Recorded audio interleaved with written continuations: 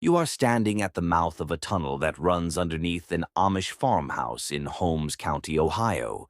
No wires, no compressor, no thermostat, and the air coming out of this tunnel is 55 degrees.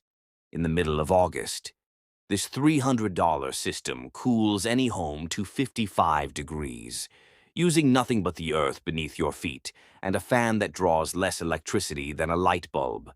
The Amish have been building this for 200 years. The cooling industry has known about it since 1930, and in 1930, they made sure you would never find out. After the last video, hundreds of you asked the same question. What about summer? What about keeping a home cool? So I went back to Holmes County, and what I found underneath those farms is the same physics the Persians used to store ice through 120-degree desert summers, 2,400 years ago. And yes, this works even if your house was built 50 years ago. Here is the number that changes everything.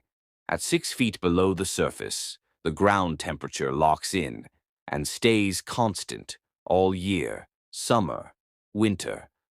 Doesn't matter what is happening above.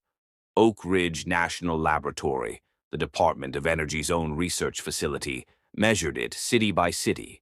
Chicago, 55 degrees year-round. Atlanta, 62.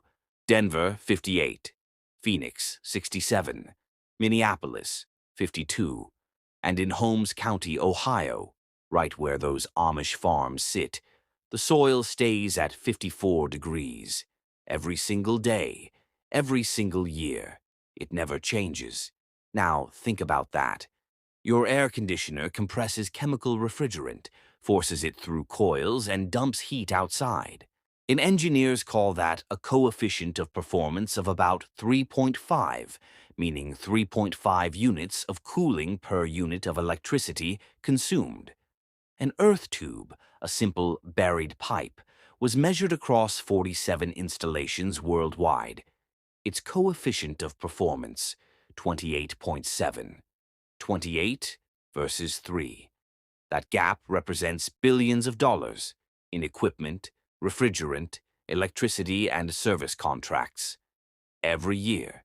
And that is exactly why you have never heard of this. The physics is simple. Soil is heavy, 100 to 125 pounds per cubic foot. Moving that mass even 1 degree takes enormous energy, 20 to 30 BTUs per cubic foot. When summer heat bakes the surface, it starts sinking, but it moves slowly. 6 to 8 weeks to penetrate just 6 feet. By the time it arrives, the season has already changed. The Earth cannot absorb heat fast enough to warm up.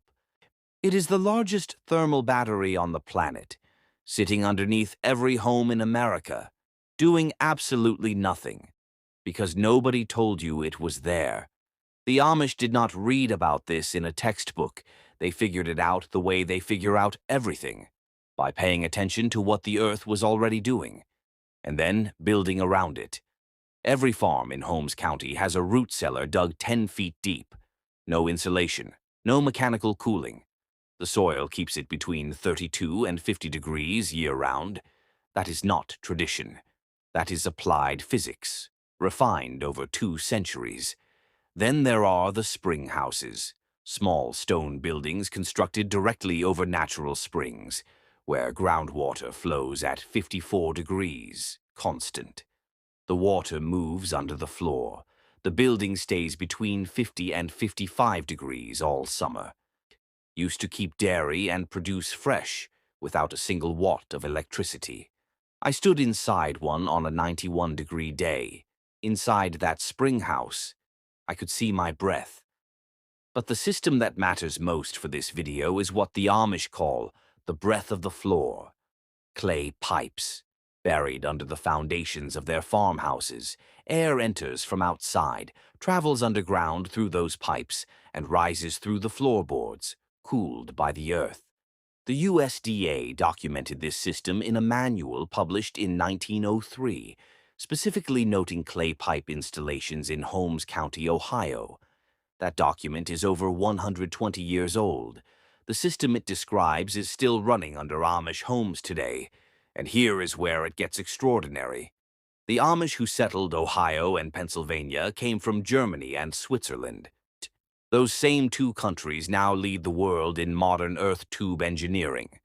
Germany, 847 monitored residential earth tube installations tracked by the Passive House Institute since 2005. Austria, thermal labyrinth analysis required for any building over 1,000 square meters. Switzerland, a 15-year longitudinal study from ETH Zurich, one of the world's most respected engineering schools, showing zero degradation in system performance. Zero. The knowledge the Amish carried from Europe 200 years ago is the same knowledge Europe rediscovered with modern engineering. The circle closed, but America never got the memo, because someone made sure it didn't.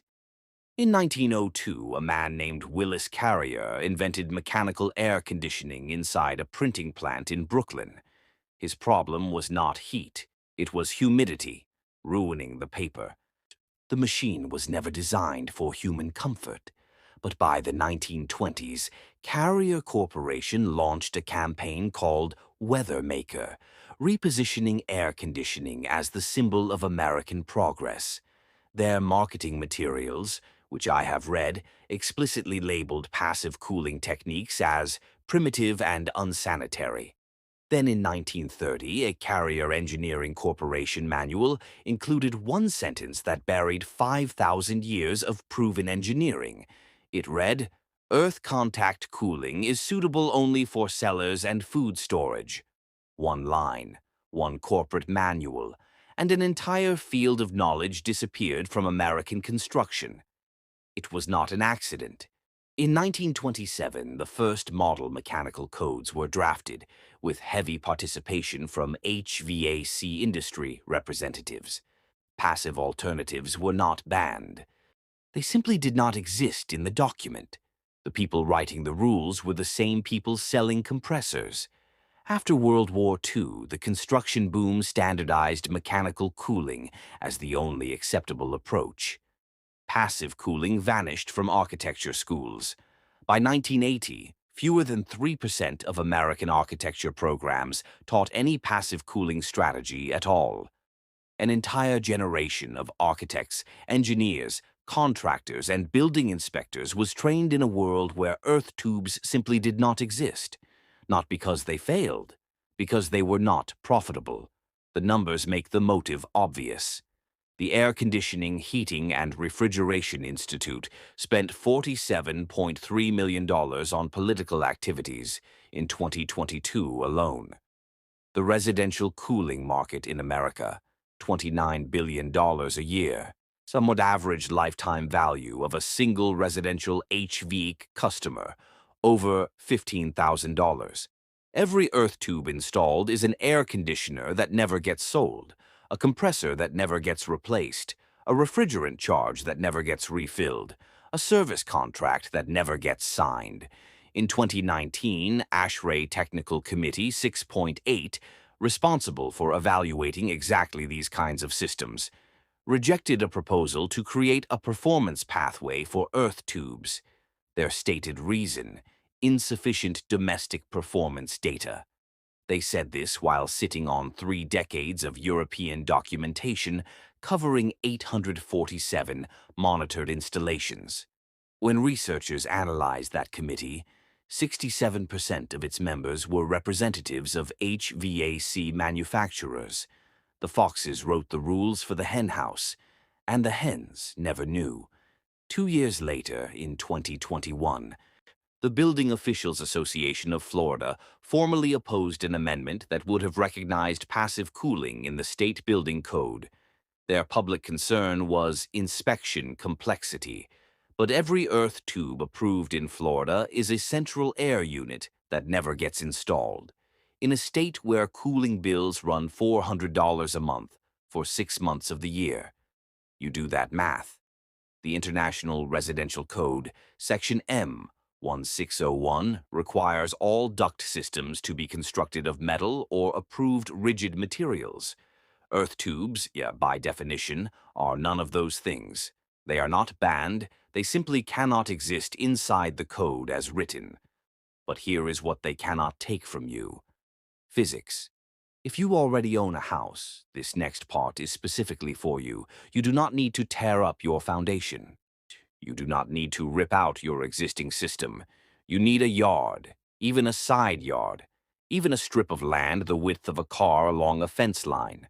Step 1. Dig a trench 6 feet deep along whatever stretch of land you have. Step 2. Lay smooth wall HDPE or PVC pipe 6 to 8 inches in diameter in a run of 100 to 200 feet.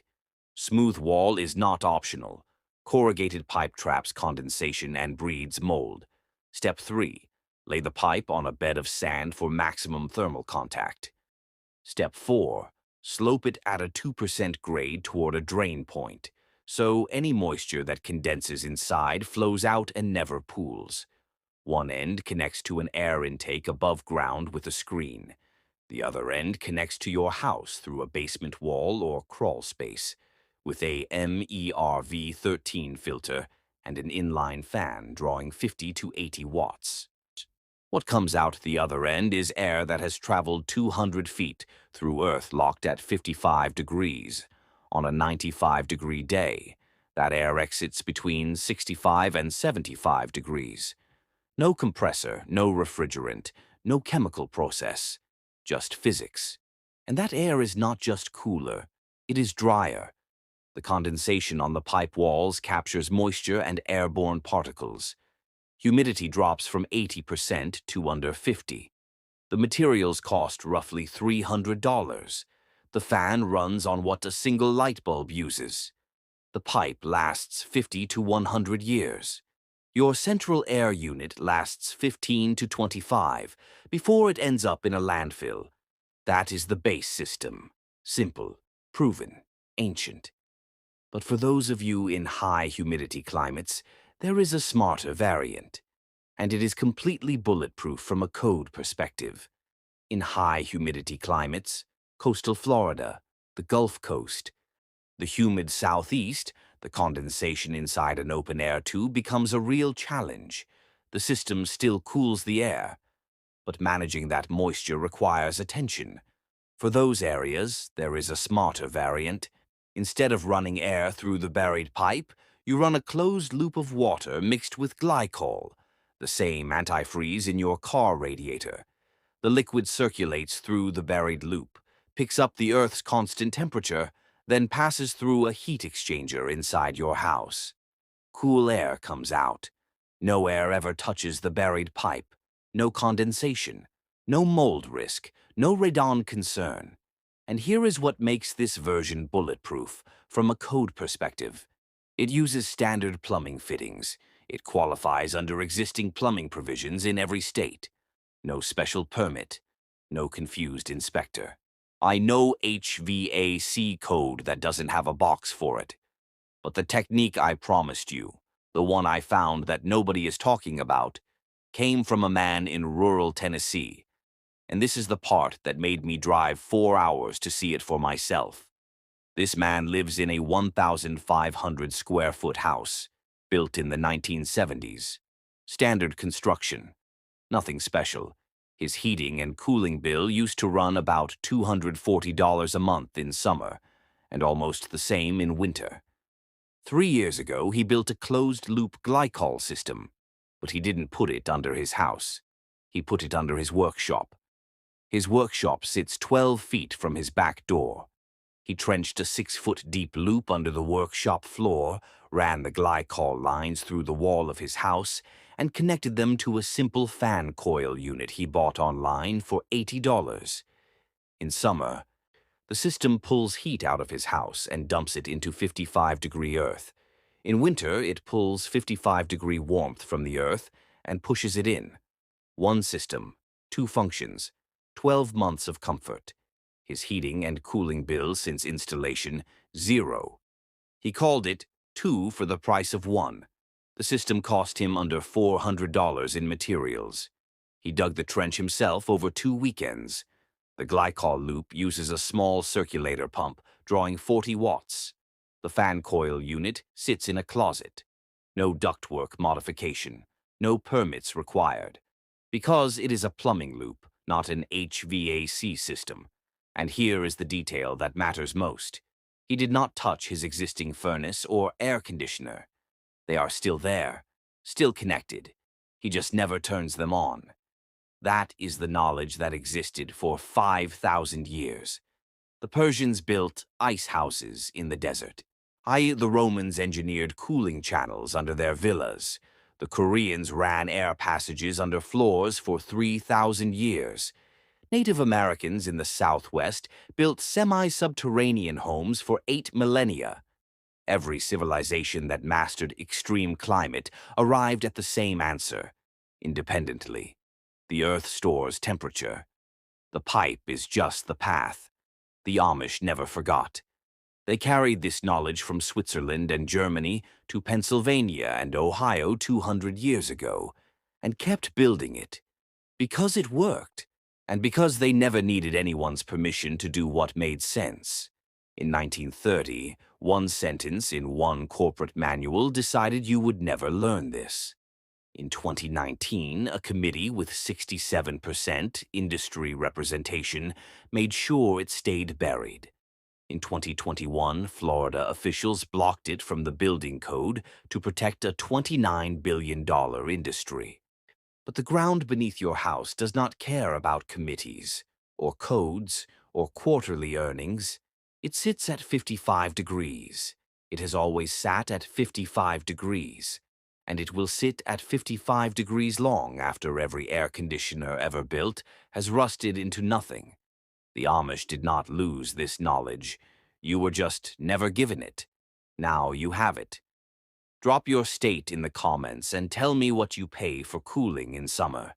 And tell me if you have any land around your house, even a front yard, even a fence line, because this system fits in a strip the width of a car.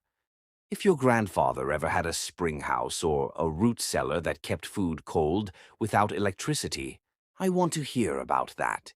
Because that knowledge and this system are the same physics. They just gave it a different name. If you are the kind of person who believes real knowledge has been quietly pushed aside to protect someone else's profit, you already know what to do.